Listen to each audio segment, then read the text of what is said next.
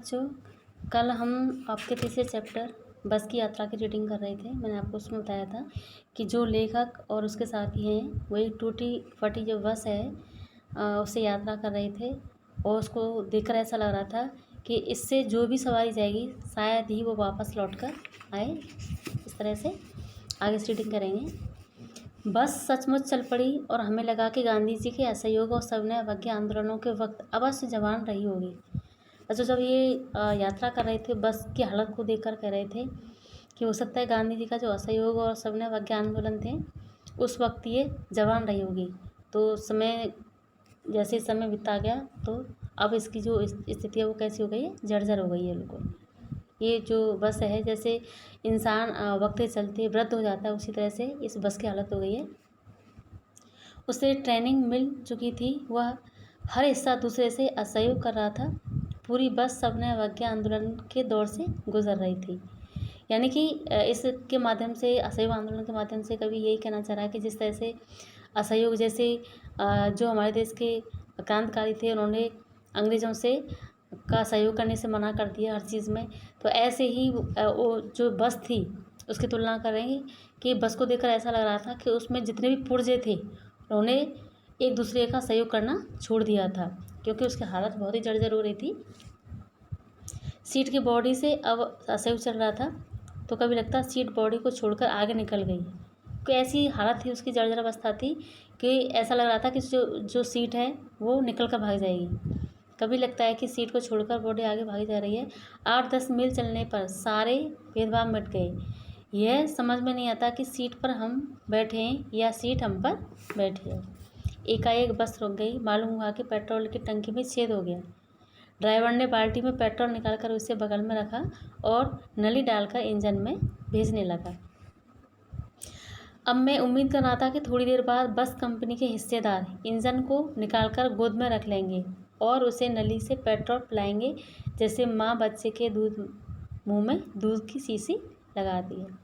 बच्चों सबकी हालत ऐसी थी, जो बस की टंकी थी तेल डालने वाली, और सारी चीज़ इतनी जर्जर अवस्था में थी, उनको ऐसा देखकर ऐसा लग रहा था कि ये शायद उनको उनकी मंजिल तक नहीं पहुंचा पाएगी। ठीक है। और उसमें जो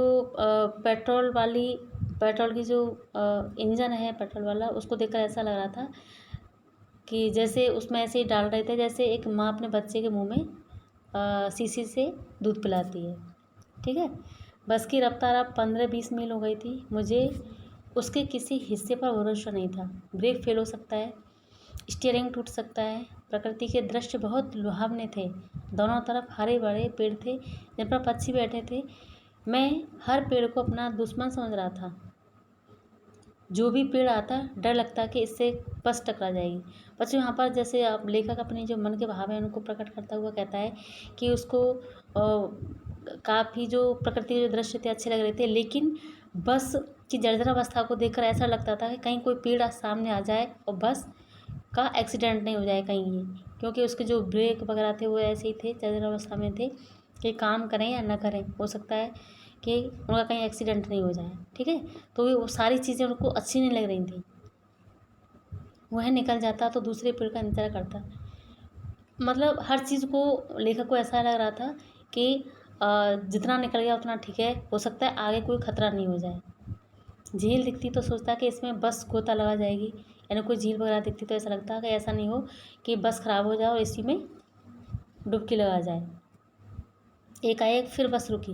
ड्राइवर ने तरह तरह की तरकीबें की पर वह नहीं चली। सबने अवज्ञा आंदोलन शुरू हो गया।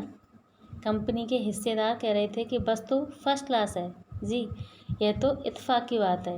यानी इसमें जो लेखक है वो ये कहना चाह रहा है कि इसको जो जो पुर्जे थे मशीन के वो एक दूसरे का सहयोग नहीं कर रहे थे। उनको देखकर ऐसे ही लग रहा था।